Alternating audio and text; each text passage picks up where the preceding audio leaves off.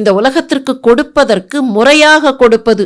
அதை பாட்டு விட்டு விட்டா கொடுக்க முடியாது. இதை கட்டி தொகுத்து முறையாக கொடுக்க வேண்டும்னா it should be given in the correct form. அந்த கரெக்ட் ஃபார்மில் கொடுக்கறதுக்கு விநாயகர் உதவிக்கு வருகிறார். அப்படி வருகிற விநாயகர் எழுத்தாணி உடஞ்சி போச்சுன்னு அவர் சொல்லி இருந்தால் நிச்சயமாக வியாசர் அதை ரெஃப்யூஸ் பண்ணியிருக்க போகிறது இல்லை. ஆனால் ஒரு பொது நன்மை கிடைக்க வேண்டுமென்றால் சில நேரங்களில் அவரவர்கள் சுயநலத்தை விட்டு கொடுக்க வேண்டும். அது தந்தத்தையே உடைச்சாலும் பரவாயில்ல. யானையை பொறுத்த வரைக்கும் யானையினுடைய மிகப்பெரிய பொக்கிஷங்கிறதே ட்ரெஷருங்கிறதே அதனுடைய அந்த டஸ்க்கு தான்.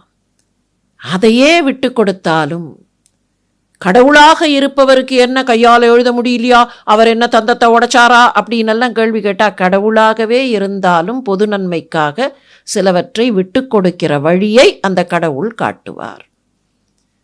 அப்போ அதுக்காகத்தான் அந்த கதை அந்த இடத்துல முடிச்சு. இது வேற யாரோ போட்டிருக்க வேண்டிய முடிச்சு.